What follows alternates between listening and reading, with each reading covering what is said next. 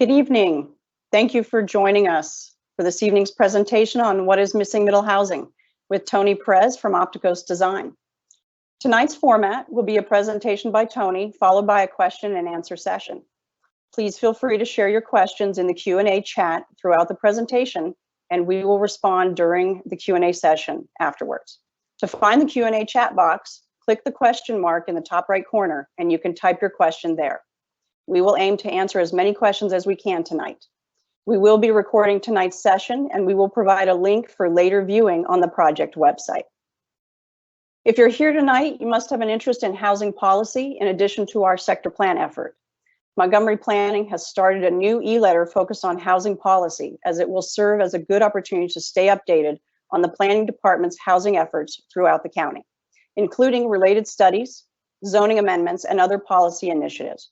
If you're interested in signing up for the housing policy e-letter, click on the link that will drop in the chat. Before Tony gets started, I would like to provide a brief background about Opticos Design and our special guest tonight. Opticos Design is a nationally sought-after company of thought leaders in placemaking, innovative housing design and policy, and zoning reform. They are a team of urban designers, architects, and strategists who assist communities across the country to find new solutions to the most challenging housing and community issues of our time by providing expertise in how to build walkable communities that support social, mental, and physical health while improving resiliency and promoting equity, fostering informed community conversations about local development to provide choice, attainability, and affordability in the housing market, and how to help neighborhoods, towns, and cities evolve while celebrating the existing community. Opticos was founded in 2000 on the belief that walkable places are critical for healthy, resilient, and equitable communities. Through that expertise, Opticos Design has introduced the concept of missing middle housing, a transformative idea that highlights the need for diverse, more affordable housing options in walkable places. Tony Perez is a senior associate with Opticos Design. Tony has 33 years of experience, including 12 as a public sector planner, and the past 21 writing form-based codes for small towns, cities, and counties. Tony writes form-based codes by translating policy direction into clear zoning standards that deliver walkable places. Tony also works with communities to advocate for and implement missing middle housing. A leader in advancing the practice of form-based codes, Tony is a board member of the Form-Based Codes Institute and is a Form-Based Codes Institute instructor himself. Tony enjoys working with public sector planners across the US to help them learn why and how to use form-based codes. Tony also teaches form-based code planning and zoning at Cal Poly Pomona University. Tony lives in Camarillo, California. We're very grateful to have Tony and Opticos Design here tonight to provide us with their expertise and insights. With that, I am now going to turn it over to Tony Perez with Opticos Design for our presentation tonight on what is missing middle housing and why it's important. Tony, across the US to help them learn why and how to use form-based codes. Tony also teaches form-based code planning and zoning at Cal Poly Pomona University. Tony lives in Camarillo, California. We're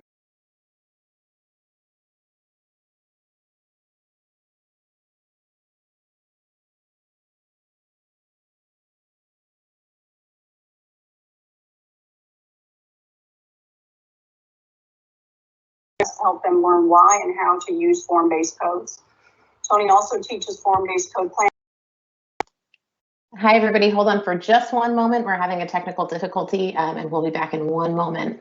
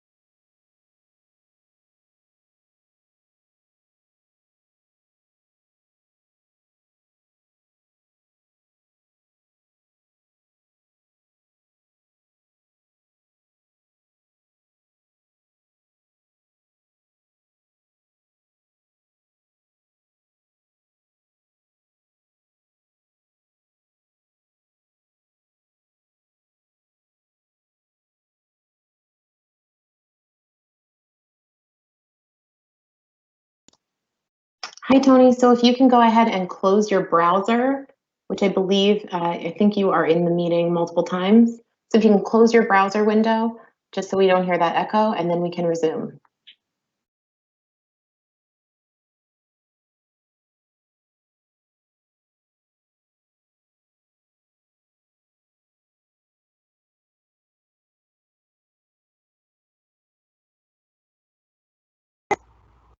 Hi, Tony. So if you can go ahead and close your browser, which I believe.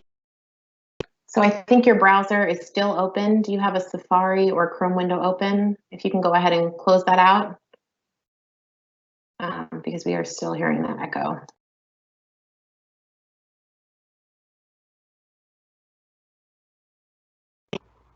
My browser isn't open. I closed it, but it Okay. yeah. Hi, Tony. So if you can go ahead and close your browser, which I believe. So unfortunately, we are still hearing that echo. So we think that this might be open somewhere on your screen. Can you look around and try to close any windows that might be open? This is, we did have this issue when we did the prep call. So if you can find that open window and close it, just because we are hearing an echo.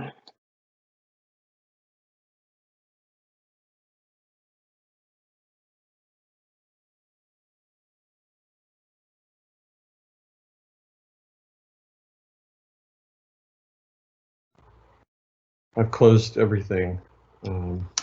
Okay, so let's. We did have this issue when we did the prep call. So if you can find that open window and close it, just because we are hearing an echo. Yeah, the only thing I have open is Teams and PowerPoint, and there's this little window of Microsoft Teams down here. I don't know if you can see that. Hey Tony, this is Dominique. So remember how last time we heard that echo? So make sure, go ahead and click on Teams and make sure that two Teams windows aren't open. Make sure that there's only one Teams window open. Still echoing. Yeah. Teams and PowerPoint, and there's this little window of Microsoft Teams down here. I don't know if you can see that. Yeah, I can't see it because we're only sharing the PowerPoint. Hey Tony, this is Dominique. So remember how last time we heard that echo? So make sure, go ahead and click on Teams and make sure that two. Tony, I just went ahead and muted you because we're still getting that echo. So go ahead on your taskbar. Go ahead and make sure that there's no other window open. So if you click on Teams, you should only see one meeting. And then go ahead and try and clear out of that. We apologize for everybody that's listening live. We'll get this resolved momentarily.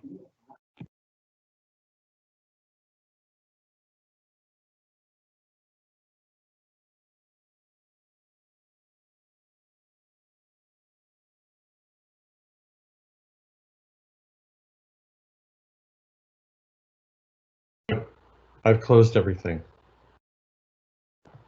Okay, so I'm gonna just talk for a second and make sure that we don't hear any echo in about 30 seconds or so. And as long as we don't, we should be okay to proceed. So we'll just give it another second. Did you see another window that was open before and then it closed out? Yeah, I closed it. Probably was the second window. Okay, so I don't hear myself echoing through right now, so I think we might be okay. I'm just gonna, let's go ahead and just do a countdown for 20 seconds and then start talking again, and then you should be okay to proceed. Okay. Thank you, Dominique. No problem.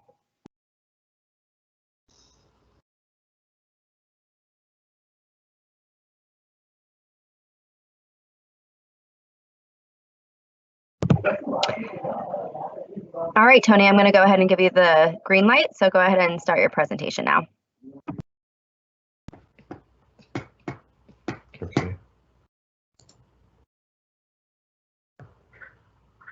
Good evening, everyone. Thank you for working through that with us. I apologize. It's not a technical error. It's my error. I have this Teams extra window open. I don't even know how I do it, but I did it in the practice and I did it tonight again. I'm very sorry for that. I apologize.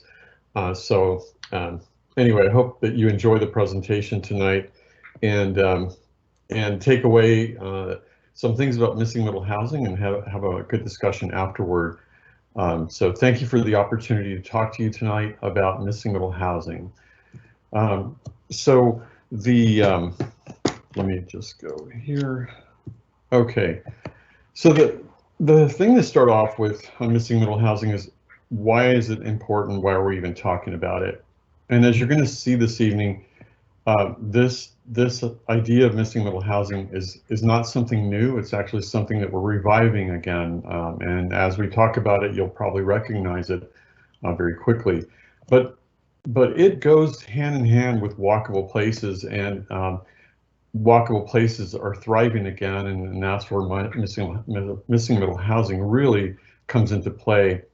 And so to start that off, just a little comparison here about location and the importance of it. Over most of the 20th century, what used to be walkable places, downtowns and centers that we're going to talk about a lot tonight, actually were left. People were leaving them. Downtown centers, all kinds of places that you see now are popular again, were actually being left for the edges of town. People were going further and further away from these places in search of all kinds of things. But in the latter half of the 20th century, and certainly all that we've experienced in the 21st century, that trend is reversed, and people, for a variety of other reasons, are coming back into centers and reinvesting in them and refining them all over again. And along with those centers, what people are finding is that the proximity that these centers provide for employees of businesses, office workers, residents, even just visitors. Everybody likes the proximity of services and shops and restaurants and employment nearby, and so these places are in demand. And you just see some summary here of different groups and their polls about who is wanting these kinds of places.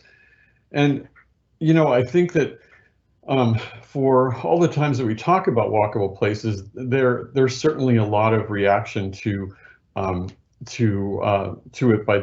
at this scale. Like if you talk to somebody and said, "Oh, I know what you're talking about when you talk about a walkable place. I've been to downtown Chicago, or I've been to downtown Milwaukee, or all these other places that are certainly great and they're walkable, but that is not the scale of walkability that we're talking about. It's certainly one part of the scale, but the part that we're focusing on tonight is the walkable neighborhoods at a smaller scale. And so here's an example. On the left-hand side is a little featured area. It's a little tiny 2-block main street in a neighborhood it actually serves a couple of neighborhoods, and you can see just the scale of that center there on the right in the photo.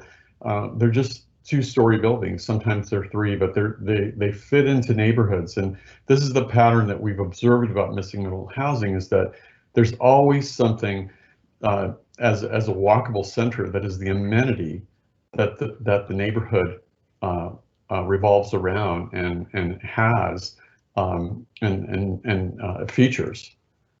And so along with that, along with the resurgence of walkable places and centers, there's also an awareness in the market where people are saying, it's great that we have the detached single family house, we have the attached townhouse, and we have apartments, but we want other choices. And for a long time, the market has been providing these 3 basic choices. And so what we've been finding, according to all different kinds of groups, polling these demographics, is that boomers and millennials are at 2 ends of the spectrums. I'm on the boomer side, and my daughter's on the millennial side, and we're both looking for the same thing. Across the country, on a national average, this is what we're finding, is that both ends of the spectrum are saying, I want to downsize. I still want to be near things. I don't want to be way out in the middle of nowhere, but I don't know if I need that big single family house anymore. I might want to have one of these other types. And so this is becoming a big shift in the demand for not only the type of house, but where it is. And that plays into the whole thing of these walkable places. Along with that, the Census Bureau is telling us that 30% of households are single person. And so as Dan Perlick in our office likes to ask, are 30% of the houses that are being built in your community designed this way? And maybe they are, maybe they're not. But what we find across the country is that they're not, that overwhelmingly the manufacturing of houses is still aimed at different types of households and not necessarily the single person household. And so this is a big part of the market to address. So what is it? What is missing middle housing? And I want to make a big point through all this presentation. It's not just another way to do medium density housing. It's actually it's at least 100 years old. As I said, it's not new, but reviving it and reacquainting people with it is new. And so we could talk about it a long time, but you know, and try to find ways to describe it, and we did over the years. And a couple of years ago, we came up with this 3-line description to be the simplest way to describe this: house scale buildings with multiple units in walkable neighborhoods. And as you'll see, you know, those 3 characteristics are critical. You know, you can still do housing that's bigger than this and different than this, and that's great if that's what you need. But if it doesn't hit all 3 of these points, it's not missing middle. And so let's talk a little bit more about what missing middle is beyond this description. As you see in this diagram on the screen, on the left you have detached single-family houses, and on the right you have big apartments. And in the middle is the missing middle types, you know, duplexes, fourplexes, courtyard apartments, bungalow courts, townhouses, and so on.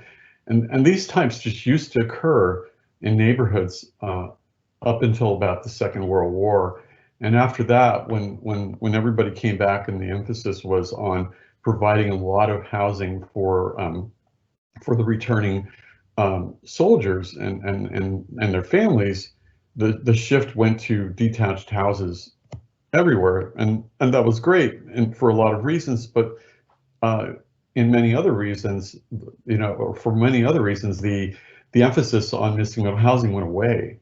And so when they started building new neighborhoods and the zoning regulations that went along with that, it's like people forgot about all these lessons that had been learned about how to provide housing choices in a variety of different sizes of units and different sizes of buildings in different types of neighborhoods. And so the single family neighborhood became the tool of choice. So I want to walk you through the different types of missing middle that are found in cities across the United States. And in some cities, you know, there are neighborhoods that have all of these, and in some cities there are just neighborhoods that have a few. And so these are all from different places across the country intentionally to show you that this is not just you know, representative of one type of area in the United States. So what I'm going to show you are the different types, and I want to just call out the different information here on this first slide. So on the top left will always be the name of the type that I'm talking about. The top right is, you'll see a number 11 to 17 per acre in this case. It doesn't mean there's 11 units in this building. This is a duplex. It has 2 units. But when you calculate the number of units by the amount of land that it's on, a lot of cities use a regulation called density maximums, or maximum allowed density. And so that is what that calculation represents up in the top right. It represents what you're looking at, calculates numerically to 11 to 17 per acre. And then on the bottom right are measurements of the lot itself, and then other lots that could fit this type comfortably, and then the resulting density of that, of those lot sizes. And this is really important to understand, because most cities and counties regulate residential development through density maximums. However, it's really, I mean, we could do a whole session on just this topic. It's so important because that tool was really useful when you're projecting populations over, 100 acres, 1,000 acres, 10,000 acres. It was important to know population estimates for infrastructure, roads, all kinds of things. But unfortunately, those regulations have carried over onto things that preceded that approach, like the house you're looking at, or this duplex that you're looking at here. And what has happened is great buildings like this have become illegal in most cities because the zoning that came after them and went out to work in the suburbs was now applied in places that existed before that in the name of progress. And what happened is a lot of these kinds of buildings can't meet the density maximums anymore, or they exceed them, is what I mean to say. And so in many cities, they're illegal to build. So that's why this number is so important. And if you are a neighborhood preserver, or somebody that's concerned about making sure that the neighborhood doesn't get too intense, density is usually a topic that is brought up. And I hit it head on in these conversations because, what has been worked out to be acceptable densities in the suburbs is, as I'm going to show you in this presentation, isn't what works for these missing middle types. So this first one is a duplex, and it's a side-by-side, meaning that it's split down the middle. So there are 2 units and they're 2 stories each, and they're divided in the middle. Pretty simple. But the thing you want to keep looking at through all of these is that they are no bigger than the size of a large house in your town. So this, if you couldn't see if you couldn't see both doors and you could only see one here, you would visually say, oh, that's a house. That's a medium-sized house. And that's the idea of missing middle housing, is that when they built these 100 years ago, these buildings were intentionally built to be the size of houses, small to large, to fit into neighborhoods and not stand out, but to actually fit within the context of the neighborhood they're in. Going up the ladder, then the next type is the duplex stacked. So this is 2 units still, but one on top of the other. And what this type allows you to do is to use a narrower lot. And because the building footprint is smaller, it's narrower, so the resulting density on this is a little higher, and you can see the lot sizes on the bottom right there. So this is a duplex stacked. Going up the ladder in terms of number of units and intensity, this is the cottage court. I'm going to show you 2 examples here. You can see in the diagram on the right an overhead view. This is really an interesting type. They tend to be 1-story tall, little units, usually 1 bedroom at the most, sometimes 2 bedroom units, and they are intentionally small, aimed at people that are not looking for a big unit or can't afford a big unit, and they're arranged around a garden, and usually the building in the back end of the garden is the bigger one. And often it's a 2-story building, but they're really beautiful. They enclose the garden. In this case, this is a larger one, but you can see the idea of the 1-story buildings around the garden with the 2-story building at the end of the garden. And so in some places they call this a bungalow court. We call it cottage court. We found that to be more universal across the country. And then going up the ladder, this is a building that this particular example in South Carolina is a 4-plex, but this can be built as a triplex also. And you can see the number increasing on the top right there, 24 to 29 to the acre. And it's interesting, again, I'm going to hit this head on because it's so misunderstood. But in the suburbs, in a lot of communities, it's super common to hear the number of 8 units to the acre as high density, and yet you just go to one of these lots that has a 4-plex or a triplex, like in this case, and you measure the lot and you calculate the number of units on it, and it comes out to be way over 8 units to the acre, and yet this is within a neighborhood of houses, and it fits. So the density tool is not serving most communities, and I'll talk about that a little more later. The next one up the ladder is called the multiplex small. That's what we call it technically, but in a lot of communities, the people know it as a mansion, or a mansion apartment is another way to refer to it. And every time I show this one, people think it's one unit, it's just one house, but it's actually got 5 units in this one. This is 22 units to the acre. And again, the idea was to not only make it look like a house in its architecture and in the way the roofs are designed and everything else, but all these types that I'm showing you, their footprint, that is a huge characteristic of all these types. Their footprint is compatible with the houses they're around. It's either the same size, smaller, or just slightly larger, but usually it's the same size or smaller. And here's the large version of that, the cousin to the multiplex small. That, you know, this one holds between 5 and 6, sometimes 7 units, something like that. This one holds up to 18 usually. Sometimes it's just 12, but it can go up to 18 units. And you can see that, you know, there are mansions in some communities that are this big. Like the biggest house in town is this big, and so one way to identify how big the biggest building should be is to find the biggest house in your town and ask the question, should we allow missing middle types to be that big, or should they be a little smaller? But it's a good test to use in your town, in your area. And then going up the ladder, the townhouse. So we found that it's really more articulate to describe these as two types of townhouses that I'm going to show you. So this is what we call the small, and it's a 2-story building.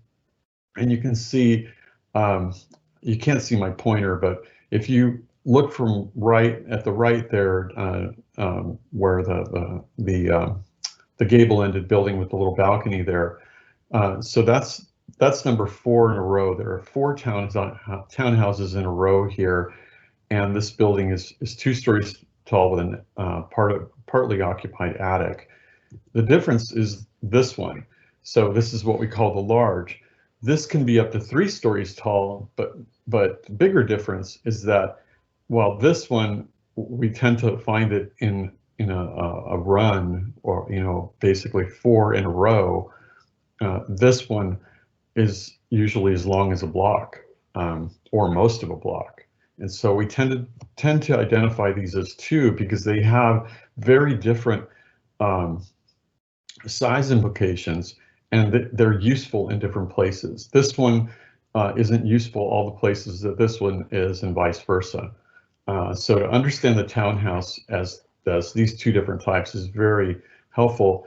And then the other thing to remember about the large is that there's an option to divide it vertically into flats. So you could see all these individual townhouses as basically townhouse flats, and there'd be two units in each of them. If it was a 3-story townhouse, you could have up to 3 units in each one. And then going up further, this is the courtyard. As its name suggests, the units are arranged around a courtyard in a bunch of different configurations. But you can see that as we go up the ladder, the lot width is increasing. And here, you know, I'll tell you, this is a big disconnect between the lot width and the density and the building size. Most zoning codes aren't built to recognize those realities. They're designed differently. And so a lot of times missing middle types, you know, you can't build them because the zoning rules are not imagining this, or when the people wrote the zoning rules, these kinds of results weren't imagined. And so that is the palette of missing middle types you see here through these diagrams. And I just want to show you 2 others that are related. And, you know, they're not necessarily missing middle types, but they're in missing middle neighborhoods and in missing middle contexts, and we use them just the same. So the first one is a pocket neighborhood, and I think a lot of people have heard about this, and there's a lot of appeal for this because of just the beautiful gardens that they always have. And so I always like to describe this type as the larger cousin of the cottage court. So if you remember, the cottage court had a smaller garden typically than this one. These pocket neighborhoods can get as big as a whole block. And the other difference is that the pocket neighborhood arranges houses or duplexes or sometimes fourplexes around that garden, where the cottage court just arranges one-story, very small units. So they're related, but they're very different, and they have different. You can use them very differently in different places. Is the strength. And then the last one is what we call the carriage house or the granny flat. And it's one way to do an accessory dwelling unit or an ADU. It's not the only way, but it's one way.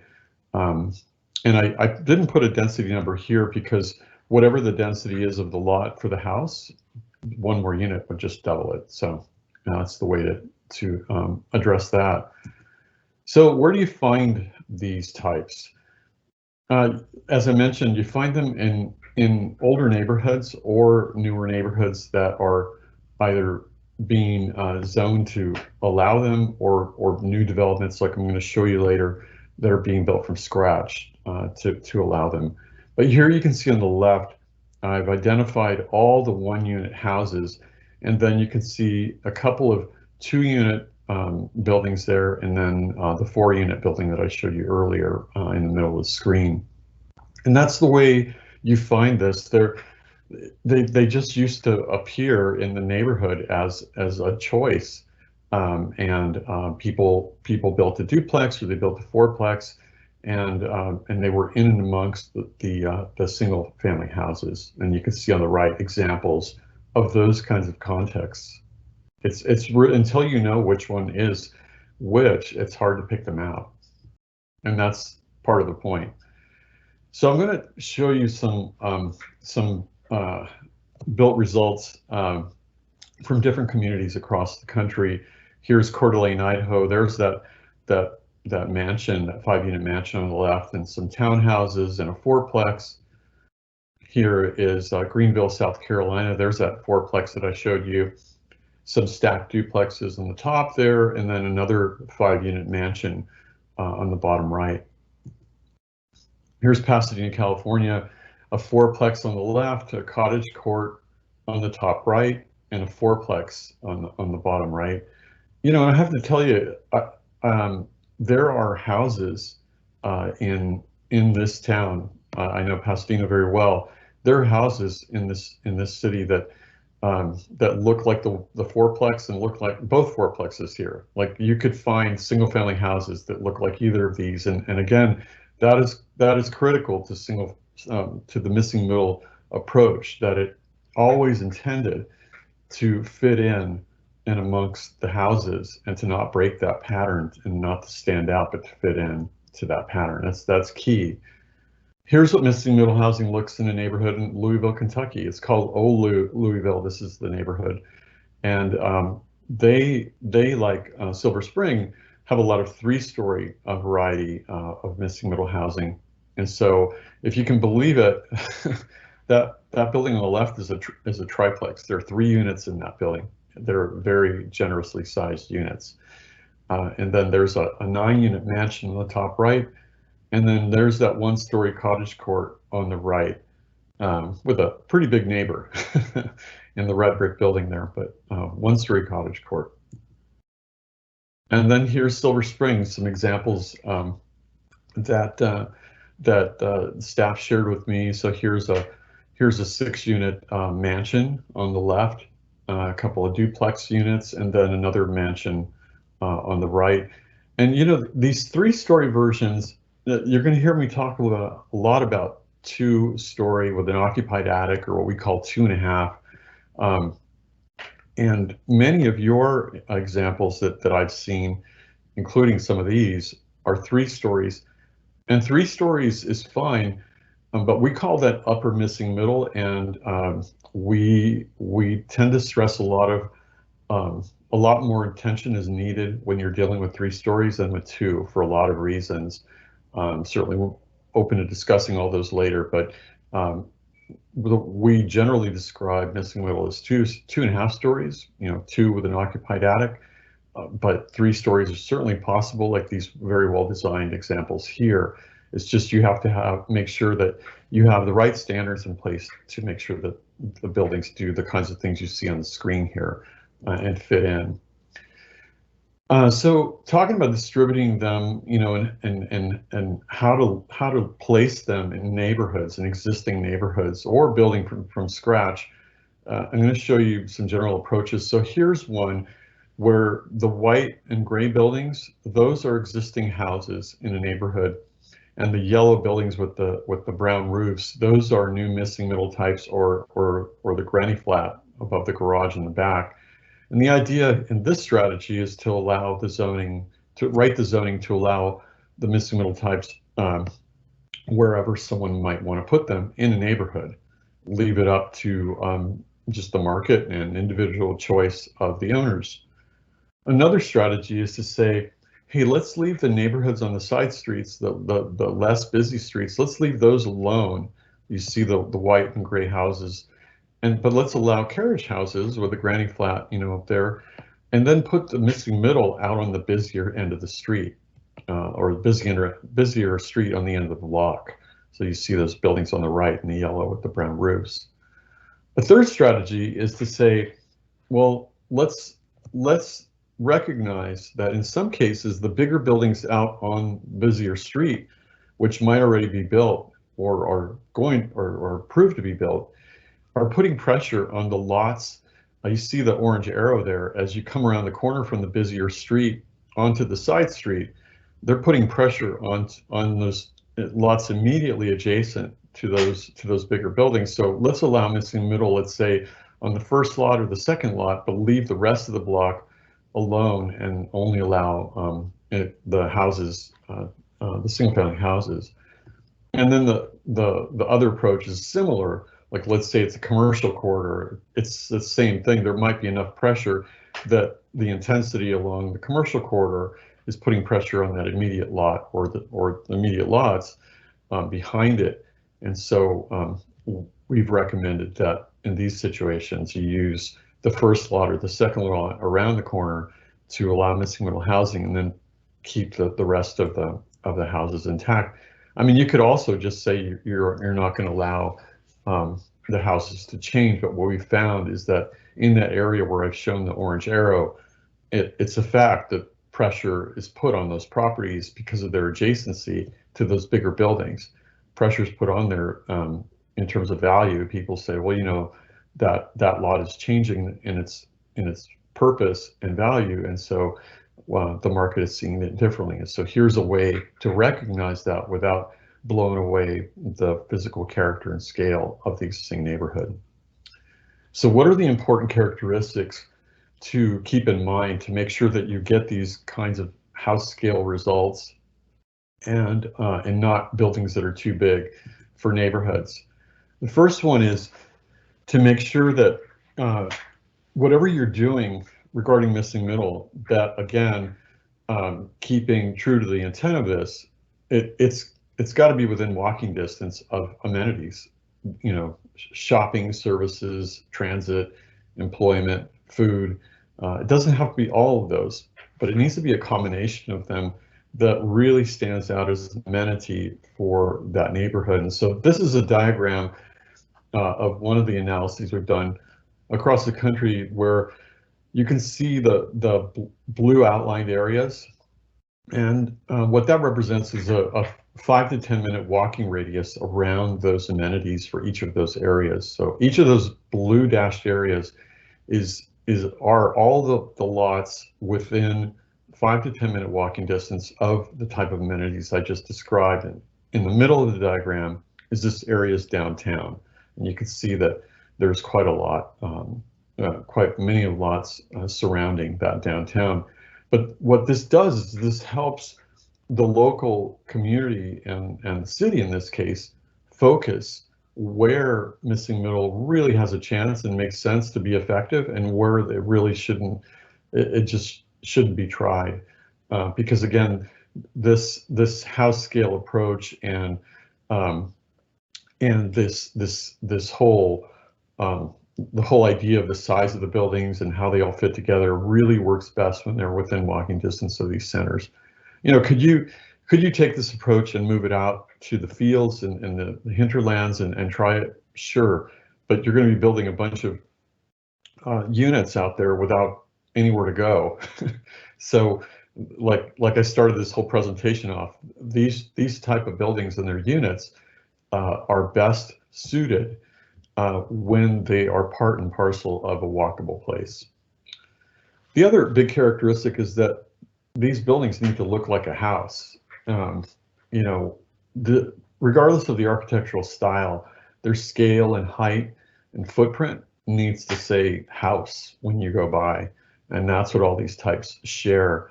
And so you'll hear, I'm going to talk a little bit more in a few slides here about house scale and footprint. They're very, very important.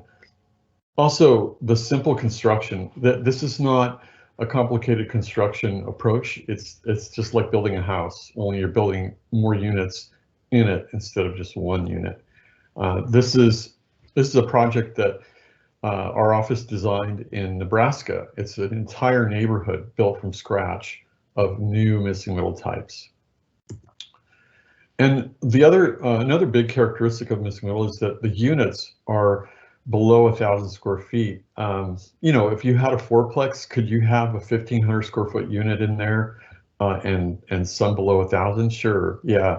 But the idea is that again, if you look at the buildings that exist that are like this, the unit ranges from like 500 to 600 to 800 to 900. They'll get to 1,100, maybe 1,200, but they tend to be smaller. So what we usually advise is to have a mix of them instead of all at one size, or especially all at large sizes, but to mix them. And then the parking. Well, another reason that this whole approach works best when it's part and parcel of a walkable place is that the lots that hold a single family house can only hold so many parking spaces. So if you're putting these buildings on lots that are the size of a lot for a house, you can't make big parking lots unless you assemble more lots, right? But that would blow away the character of the neighborhood to put in a big parking lot. So the parking is always scaled to the building. And one of the approaches is to keep the parking around 1 space per unit, maybe 1 1/4, sometimes 1 1/2. But this table is some information that some colleagues of ours gave us a few years ago about just the cost impacts of adding in parking. So sometimes, in many meetings, people will say, with the best of intentions, I just don't feel comfortable with 1 spaces. Let's go up to 2, and that's certainly a great objective, but there's a cost implication to it, and an implication to the affordability of the units in that building with that kind of decision. So we're not saying don't do it. We're saying that be conscious of the implications of those decisions when you approach parking. The other characteristic to know is that the projects on the left consume their neighbor and flatten their neighbor into a parking lot to satisfy the parking code. The buildings on the right are all parked on their lot. So every lot in the frame on the right, the picture on the right, has the parking it needs for its building on its lot, as opposed to the prevalent practice across the country of, hey, the parking code says you need this many parking spaces for your units and for your uses. And so, you see people have to buy adjacent properties to create parking for those buildings that, it might satisfy the code, but I don't know that it satisfies the neighbors or the neighborhood. Creates quite a different pattern than the one you see on the right. So the barriers, as I mentioned earlier, missing middle housing isn't new, but allowing it feels like we're inventing it all over again, because we're having to reacquaint people with it, especially regulators. You know, communities are in favor of it as instead of big giant apartments. Developers, smaller developers, like it as an option, but a lot of times the zoning codes that regulators have to implement don't recognize this and don't allow it. So let's talk about some of those things. The first thing we see as a barrier is just the multifamily term.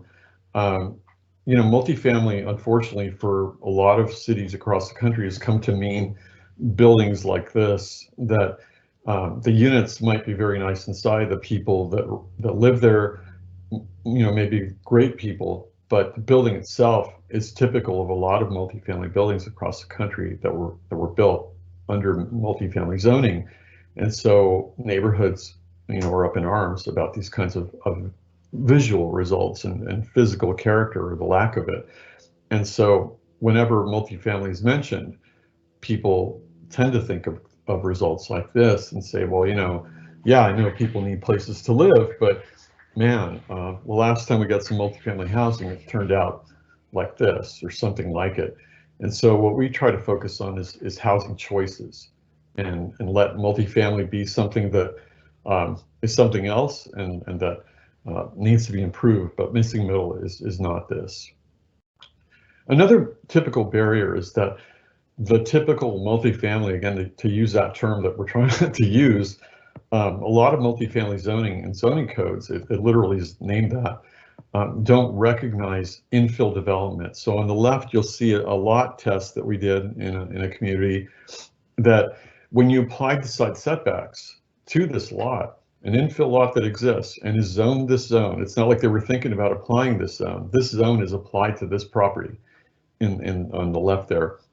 When you apply the side setbacks, lo and behold, there's 10 feet left for a building. Well, that's not going to make much of a building. So we said, you know, unless you build a 10-foot wide building, and who's going to do that? You can't get any units on that.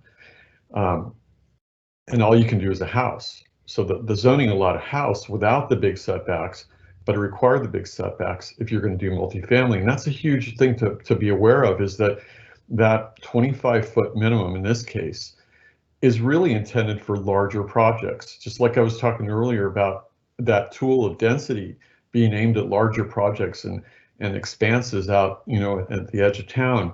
These large setback standards that are just sitting in a lot of zoning codes are a barrier when somebody goes to do that infill project and they realize, oh man, I've got to give up 25 feet on each side.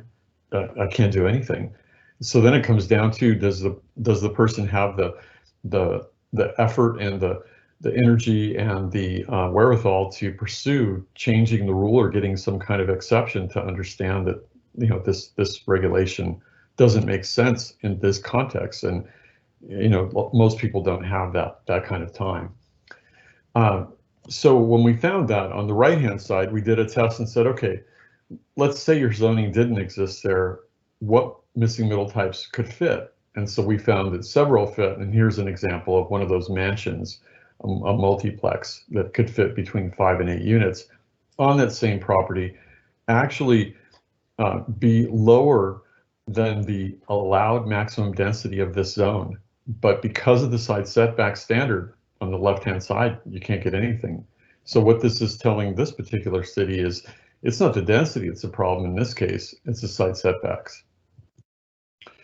And then the density tool, I told you earlier that I hit it head on because it's such a big barrier, a common barrier in most communities.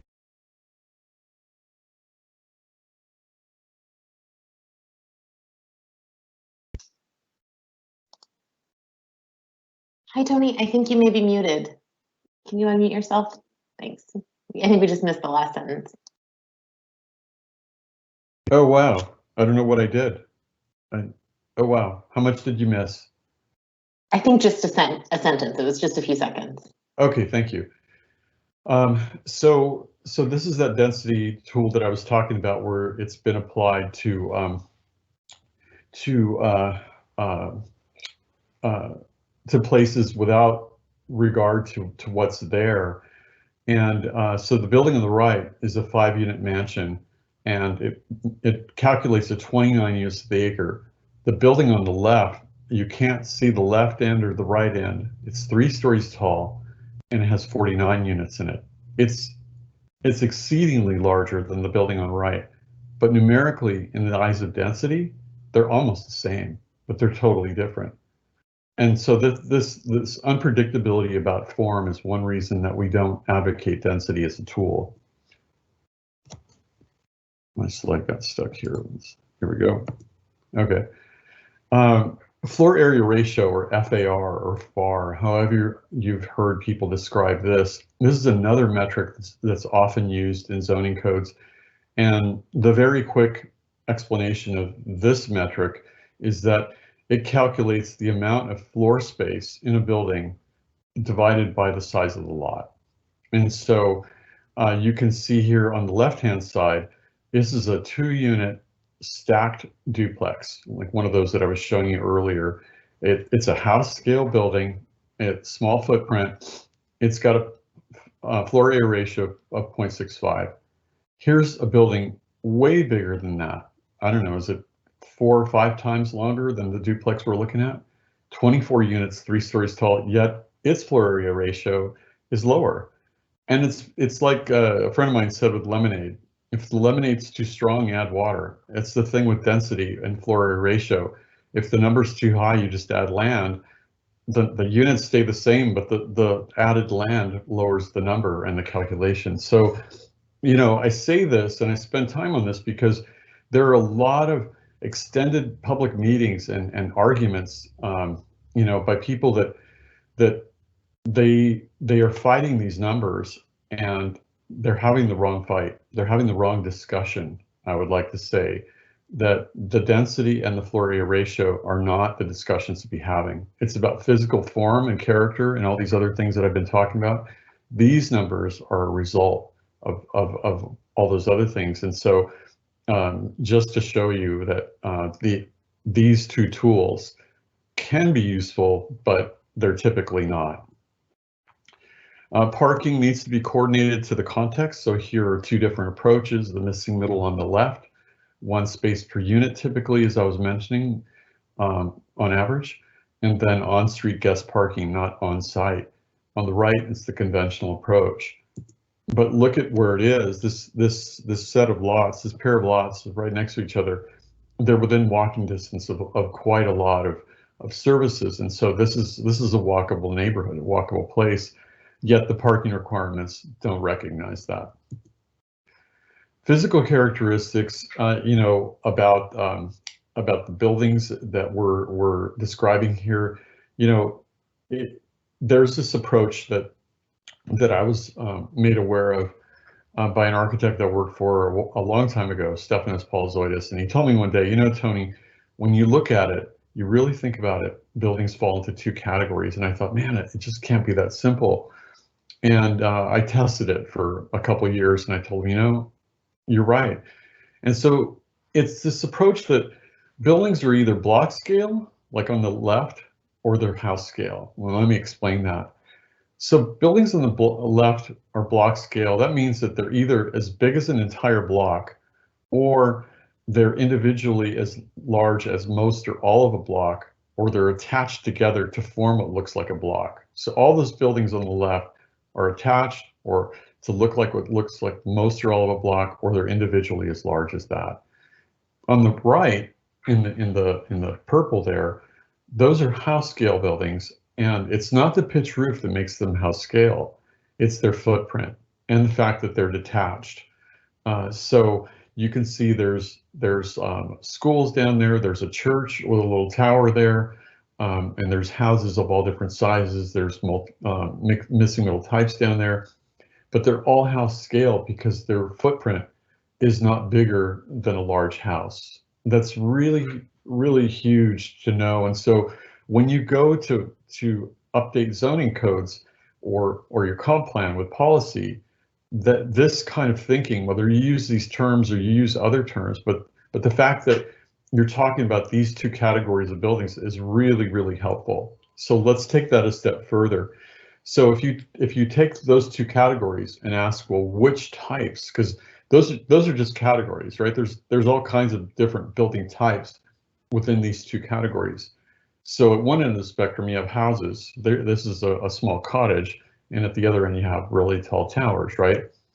So you lay that out, and on the left-hand side, you have house scale buildings, and you can see how they transition as you go to the right. They transition into block scale buildings, and you can see the big tower on the right-hand side. And then missing middle, where does it fit? It fits from the duplexes up to those multiplexes. You can start to see, once you understand, once you understand the difference between house scale and block scale buildings and where missing middle fits into that, it's sort of peace of mind, because you say, okay, I know that the buildings that missing middle represents are not the block scale buildings. That they're never going to be those big giant buildings that are too big for the neighborhood. They're neighborhood scale buildings. Another characteristic and often barrier is that the realities of the existing lots in your neighborhood are often not recognized by the very zoning that regulates them. I'm not saying that about your zoning in Silver Spring. I am not at all. I have not reviewed it, so I don't want to set off alarm bells. I'm just saying that in most cities that we work in, the zoning regulations don't often recognize the size of the properties or the irregular shapes of the properties. And so what we advocate is to say, hey, there are all different sizes of properties, but instead of focusing on the actual dimensions of them, why don't we group them into groups, organize them into groups by small, medium, large, and extra large, and we can communicate that way instead of always having to say 120 feet wide by 180 feet deep. And we can do that, but it might be easier just to say large, and then we all know what we're talking about. But the zoning doesn't recognize all these things, and especially for missing middle, it doesn't recognize them. So it's really important to understand what missing middle needs in terms of lot sizes and heights and all that information, and then make sure that the zoning recognizes it, because most zoning codes recognize single family and multifamily. So who's building this? We're working with a small developer in Nebraska. We're working on a couple of them, but this is the one that's farthest along. And this is a former multifamily developer. He said, I'm a multifamily developer. I saw what you guys are doing, and I want to build a missing middle neighborhood. So he's from Nebraska, outside of, I think it's called Papillon. Anyway, near Lincoln, I think. Anyway, the project is about, I'd say, 40% built, and it's a little over 500 units, and they're all duplexes, fourplexes, courtyards, mansions, and townhouses. And so the idea there was to build, an array of units, a palette of unit types, 1 bedroom, 2 bedroom, 3 bedroom studios, and then arrange those unit floor plans into different building types that this developer then could move around on the site and still result in a mix of housing choices, but all house scale buildings. And then another project is at the other end of the scale, very large new community outside of Salt Lake City, Utah, in South Jordan, and our office designed and built these two built these Muse projects. They're a version of a townhouse organized on a public space. And the interesting thing here is that the developer told us last year that this type of unit was getting the biggest return for the developer. They were really excited about how well this choice was doing in terms of all the options that they had available. So lastly, what can you do? I'll just go very quickly over these. First, identify the walkable centers, like I showed you that map that we were doing for another community. identify where those are, and then identify your missing middle in those locations if it exists. And that's where we recommend that you focus missing middle around those areas, and then get into the zoning standards for this, and put the standards that each of these types need right into the zoning district as opposed to guidelines. You know, make it not just easy and clear, but clear on what everyone can expect, neighbor and developer alike, so that nobody's surprised. And you know, a lot of times people think that if you do the graphics, it's going to be better, but it's get the metrics right, and whether it has graphics or not, that's secondary. Also, lot size is not the best way to regulate these types. It's really about lot width. Is that lot 50 feet wide? Okay, here are the kind of building types that'll fit on it. Is it 100 feet wide? Here are the kind of building types that fit on that. That's way more important than lot size or lot area. Along with that, regulate max building width and depth.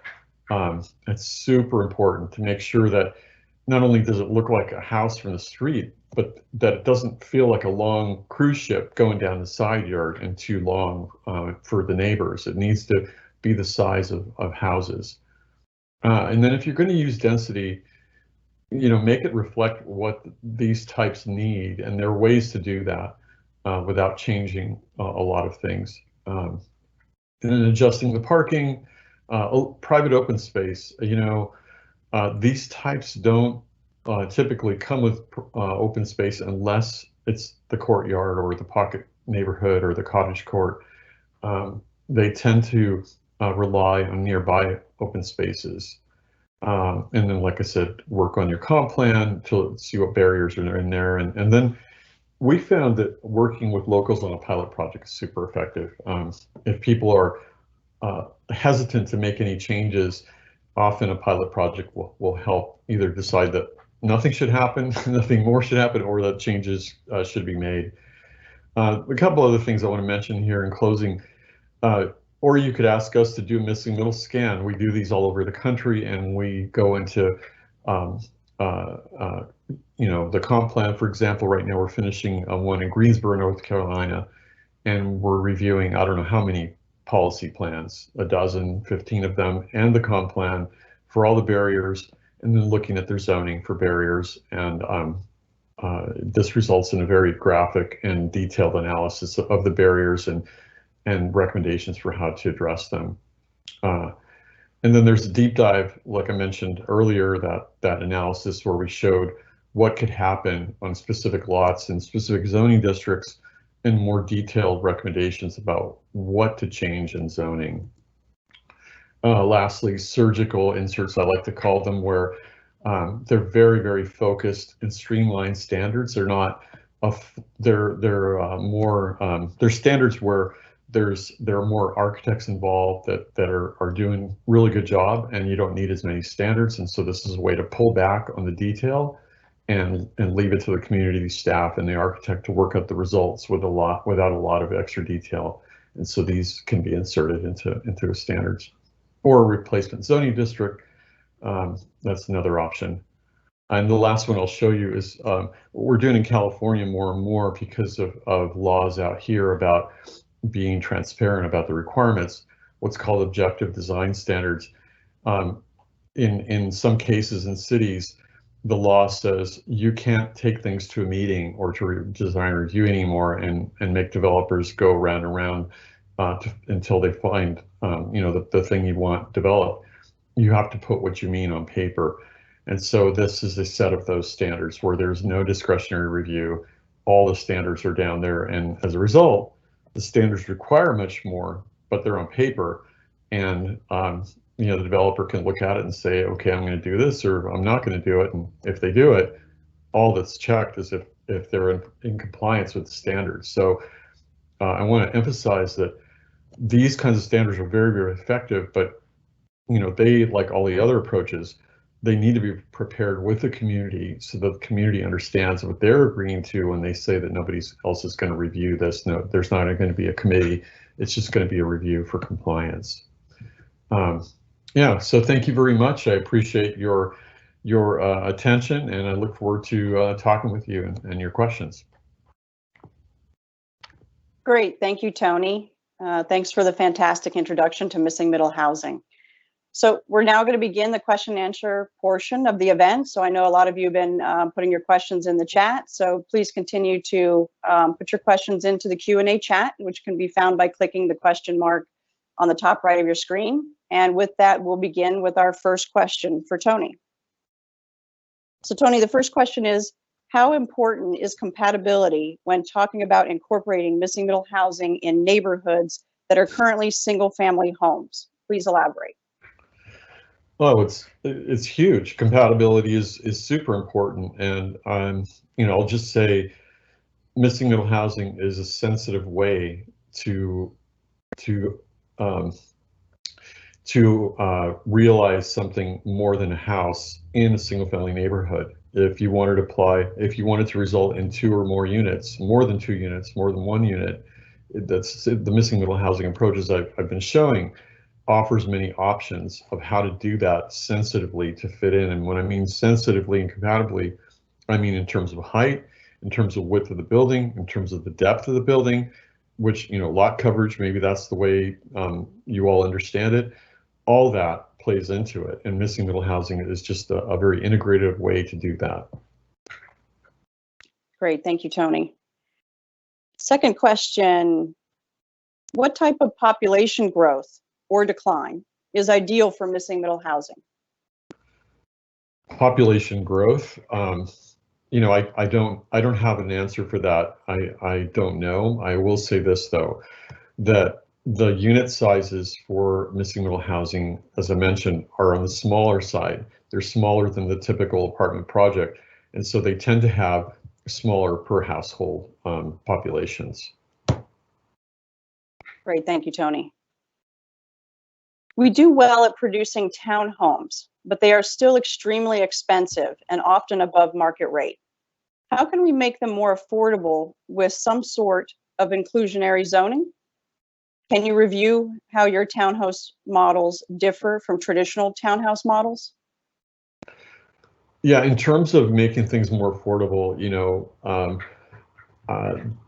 that's probably a bigger question than the scope of this discussion, because I just don't have a lot of background or familiarity with your market conditions. But in general, unit size is one way to do that. Offering more units within the same building, like those townhouse. I showed that version of the townhouse large that could be divided vertically into flats instead of just large townhouse units. There could be 2 or more units in each of those townhouses. So supply is one, size is another. Also process. I mean, if it takes a long time to get through the process, that adds to uncertainty. It adds to speculation on the project's viability. In terms of the townhouses that we promote, like I mentioned, we break it down into 2 categories: the townhouse small and the townhouse large. And we find that articulating that is really welcome by neighbors and welcome by developers, because developers know where this is going to be allowed and where it's not, as opposed to just saying townhouses are allowed, go at it, and you guys can battle.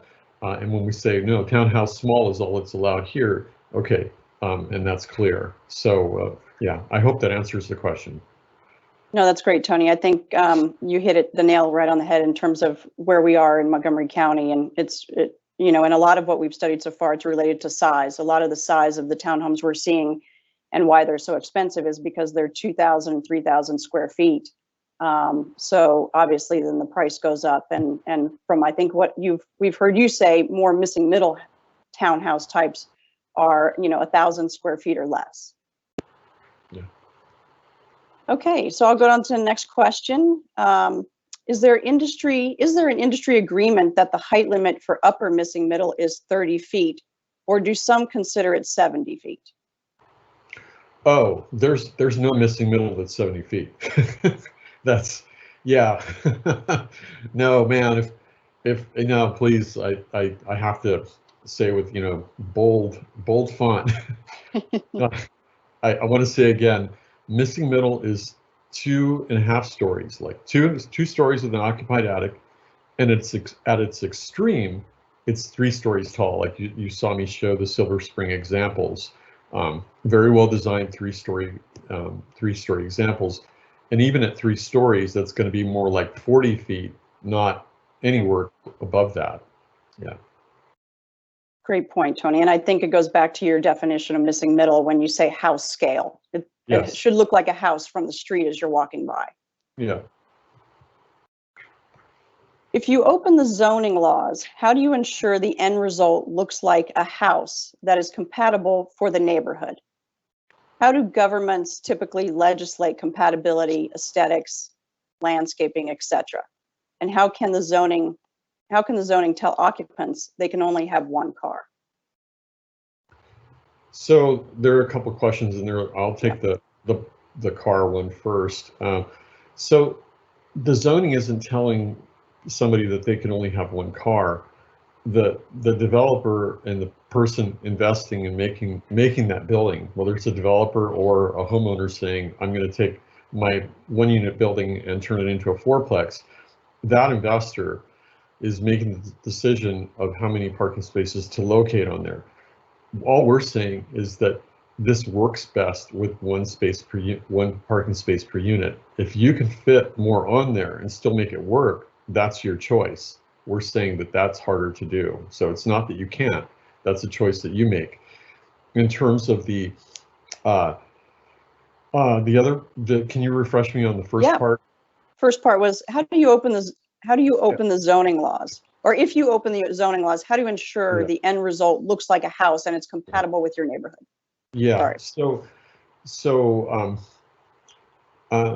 by opening your zoning, I take that to mean that there's some concern about opening up the zoning laws to who knows what will happen, and so that you have to be involved in that process, and in talking with staff here, I can't see that you wouldn't be. I mean, the staff is among the best in the country at working with a community. It looks like to us that they're going to engage you. They're engaging you tonight. So the public process to adjust zoning standards is first, and that looks like that's going to happen. The second thing is to quickly go to the sizes of buildings that everybody wants and that everybody's looking for, and there might be compromises on, okay, well, that guy from California said they shouldn't be over 60 feet wide or 65 feet deep, but it's going to have to be 67 here because of whatever it is. Okay, but that's different, than saying, well, the buildings are be 100 feet long. Buildings that we're talking about tend to be 60 to 80 feet in any direction at the most, and that's including what we call secondary wings or smaller massings.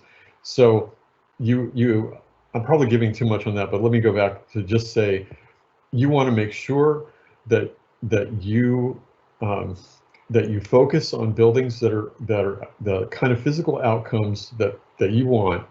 Measure those physical outcomes and talk about that. Don't focus on numbers in the abstract. Focus on actual built outcomes and measure those outcomes, and then talk about those things and turn those things into rules. Great, thanks, Tony. I'm just looking through the next set of questions here. Give me 1 second.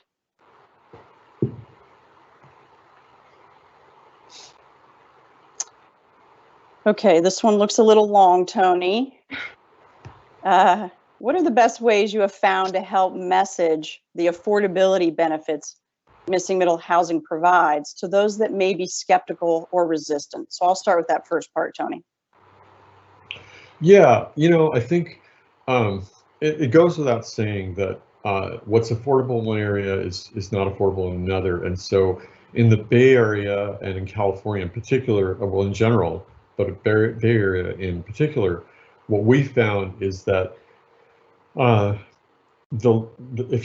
you go down the scale, like I started with a duplex and ended with the multiplexes, if in in the Bay Area, because of the high land values, it's taking about a 4 or 5-plex to get the market's attention to reinvest in a property to build missing middle housing. In other areas, it only takes a duplex. It depends on the land value and all of that, but yeah. So I'm not here to say you can do duplexes everywhere, because the land value might not support that. It might demand more of that property. But you know, as I mentioned, this palette of building types offers you a lot of different choices on which one to select for that market, for that property. Great. And some of that question, you know, we talked about a little bit in our missing middle market study presentation to the planning board. So we'll also send you a link to that as well, which talks about the market here in Silver Spring. Yeah, can I just say something about that? Sure. I'm not an expert on your materials, but I have to tell you, the community that's listening tonight, this staff has done a lot of research on all these, on your market, and a lot of nuanced information is in there for your reading and availability. I mean, that's a lot of great information that's been produced. Thanks, Tony. Our next question here, 15% of Montgomery County's growing population is seniors. Seniors don't walk or ride a bike to shop. Seniors might be a good demographic for missing middle housing, but they will all have cars and they will use them. Where do you put the cars in older neighborhoods? Missing middle housing has to be compatible. How will you enforce those architectural standards? And I think, Tony, you can just talk about generalities from a national perspective of what you've done in the past. Yeah, I mean, again, the seniors, if I use the term developer, but I really mean investor. So if the person that's going to build one of these buildings realizes that their market, and by the way, I don't know, I know enough seniors that live in these areas that don't use their car as much as others. It depends on the location, it depends on the person. It's not just seniors in our experience, but the person building one of these and investing in one of these buildings, they're going to understand who they're trying to sell these units to or rent them to, and they're going to provide the parking that they think is going to need to be provided. And so again, it's a choice that what we're advocating is fewer spaces to make more of the use of the lot and to put more units in the building. But if somebody says, I'm going to build one of those courtyard buildings, but I'm going to have 5 units in it because I want to have 2 spaces per unit, that's their choice. They're going to probably not use all the land that they could, but that's their choice. And if the seniors that person is selling to function that way, then that's again their choice to do that. The second part was about aesthetics or style. I can't remember, Leslie. Missing middle housing has to be compatible. How do you enforce those architectural standards for compatibility? Okay, so the kind of standards that we write and that we advocate, be prepared for this, deal with the form, the width, the size, the height, all that, the footprint. How big can this building be going down the side yard? How wide can it be along the front? What does its massing have to be like? So that's the form. And then like that last example I showed on the screen, that actually had architectural style standards that were coordinated to each size of building. And so it offers the developer and the architect choices on how to deliver that building in a variety of styles. But style is a really difficult thing to regulate, and so you want to be very careful if you regulate style. Sometimes you're better off not regulating it because it takes a lot more effort and a lot more time and budget to actually be given to that to do it well. So what we recommend is to not regulate style, but to regulate all these other elements that once you put them together, even a typical building will look pretty good. Great, thanks, Tony. So the next question, developers in our area have said that they need more density in order to make a profit. How does that fit with the idea of missing middle housing and gentle density? What has been your experience in similar situations elsewhere? Well, yeah, again, you know, if what they mean by more density is more than some low number that's an abstract number that applies to the suburbs, but doesn't apply to, you know, a neighborhood like in Silver Springs, well then yeah, but you know, it just depends on what more means. But for example, I gave the example of 8. A lot of times in communities, 8 is a common number, and they say, well, yeah, that's our high density, or 12 or 15 or 18. And as I showed you, the density numbers on the screen for each of those types, you know, they begin at about 11 to the acre mathematically, and they go up to like 40. And so these buildings provide that density that those developers are talking about, and they provide it on the terms of one building on one lot. If they're talking about much more than what I was showing tonight, then that's not missing middle. That's just more density. Great. Is your vision of missing middle housing ownership or rental? It's both. We see it as both. So it just depends. Again, that's a personal choice of the investor, the community, the person. Yeah. Great, thanks, Tony. Yeah, there are issues with buildings under or buildings over 4 units. Once you hit that 5th unit, it unfortunately the banks see it differently, and they see it as a bigger building than it really is, and so it's a little more complicated that way. And so in those cases, that tends to make those investors pursue a certain approach for sale usually, but no, we do not. This can be rental or ownership. Mm-hmm. The next question is about the types that you showed and where they're located. Are all the examples you showed in the middle of single-family home neighborhoods? Are those examples for new neighborhoods or for areas that have been torn down? So everything I showed was in single-family neighborhoods. Every one of them was in that. That was one of the points I was trying to make. That this has always been and continues to be a strategy that works within single-family neighborhoods. It can be a whole new neighborhood, as I showed in the project in Nebraska. That's built from scratch, but everything I showed can happen in and amongst single-family houses. Such as existing established neighborhoods. Yes. In and around Silver Spring. And I think some of the stuff you showed in the beginning and talking about the history of missing middle housing being 100 years old and popping up in established neighborhoods up until the Second World War. So certainly some of the examples, photos we sent you of some of the projects in Tacoma Park, Maryland, as well as Silver Spring, are existing examples in established neighborhoods. Yeah, and you know, just one further thing about that, I didn't have that slide today. I should have included it, but you know, the Sears catalog used to sell these buildings. They used to sell single-family houses and some of these smaller missing middle types out of a kit. You'd order it, and it would show up, and you'd build it on your site, and it had all the plans for a fourplex. And so Right. a lot of the buildings that you see in older neighborhoods were built in single-family neighborhoods out of a kit. It was that commonplace. Good example. Next question: if a block is small lots, less than 5,000 square feet, would you advocate aggregating into single larger lot? No, not always. It just depends. You know, an architect.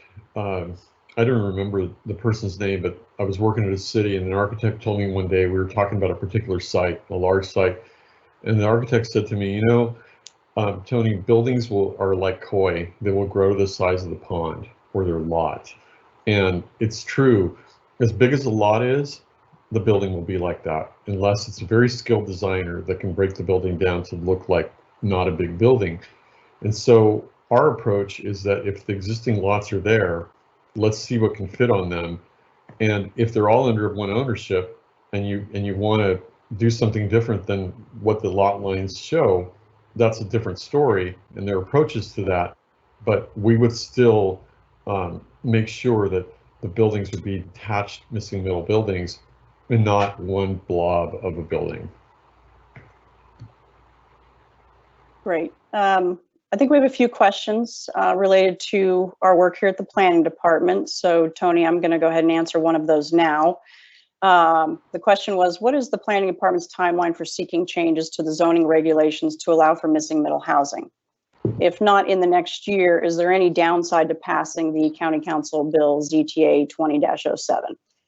I would answer that as it related to the Silver Spring Downtown and Adjacent Communities Plan and our discussion and study of missing middle housing and how and if we can incorporate additional housing options at different price points within this sector plan through our recommendations. We would seek to do that by working with the community through our visioning sessions that are coming up this March through April. And over the summer, and working with the community to understand from this presentation as well as other educational materials we have out there and the very specific conditions in the context within the neighborhoods in the downtown of Silver Spring, what could we see that might work or might be allowable in terms of providing additional housing choices. And that timeline would follow the timeline of the sector plan recommendations. And so as you all know, we're looking, and from previous presentations, we're looking to have an approved plan by the County Council sometime prior to November of 2022. So any recommendations that came out of this sector plan through our work with the community, including any recommendations to changes in zoning associated with providing more housing options, would be included then.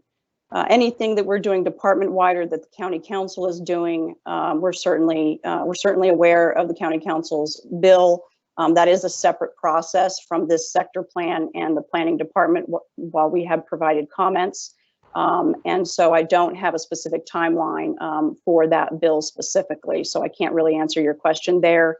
But I would ask that you follow up with your County Council member regarding that bill and where it sits in the process. We are trying to work with our department-wide initiative as well as the County Council as much as possible, but it is a separate process from the sector plan.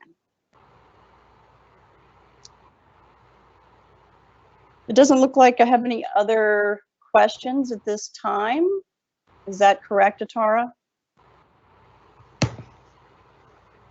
Actually, there's one more. I just Okay. put it Did I miss it? Okay. One more question. How many of these examples are in newly built neighborhoods? And I think you partly answered this, Tony, but maybe you can expand on it based on some of the examples that you showed in your presentation. Yeah, so when I introduced the types, those are all in established neighborhoods. When I showed that project at the end in Nebraska and in Utah, those are brand new neighborhoods. Great. Actually, this is Atara. I just want to clarify. I think I misunderstood the question, and it's faster to just tell it to you guys this way. Okay. I think, Tony, part of the question is, I've been chatting with the participant on the side. Question about even in the examples that are in sort of existing established neighborhoods, how many of those examples are not old homes that were rehabilitated into missing middle, but actually torn down and built as a missing middle set of units as new development? I see. That's Okay. different. So all the examples that I showed in the established neighborhoods, just to be clear, they were not houses that were converted to missing middle. But none of them were that. They were all missing middle types from the outside. But at the outset, when they were designed in the first place and built, they were always missing middle types. None of them were tear downs and doing something else. They were built that way to begin with. I also want to take that opportunity to say, I didn't say it earlier, that this approach to missing middle housing is not another way to do dorm rooms or frat houses. That's not what we're talking about. If you look at those older units and the new ones, of course, but even the older ones, they were always designed as self-contained units. they were just smaller. So they had a kitchenette, they had their bathroom, they had everything they need like a regular unit has. It's just smaller. This isn't about a community bathroom, a community kitchen, those kinds. This is their units are just smaller. Also, you know, if there are any other questions, I just want to say one last thing. You know, I'll go back to the 3-line description that we came up with at the office a couple of years ago. House scale buildings with multiple units in walkable neighborhoods. Those 3 things, they have to be there for it to be this. If they're not, that's fine. It's just not this. So I'm not judging something else that you might want to do. I'm just saying, if it's missing middle housing, it's always going to be a house scale building. That's huge. That's first. It's going to have multiple units in it, and it's going to be in a walkable neighborhood.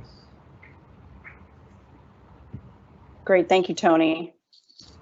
I think we've gone through all of the questions. If there are any that we missed, we will log the chat here. If there's any specific questions for the Silver Spring Plan team or planning department related questions, we will follow up with those.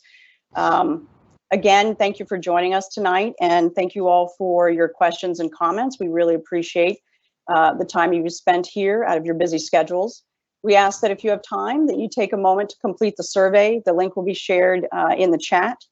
And we also encourage you to sign up for our e-letter to stay involved in the plan as we move into visioning.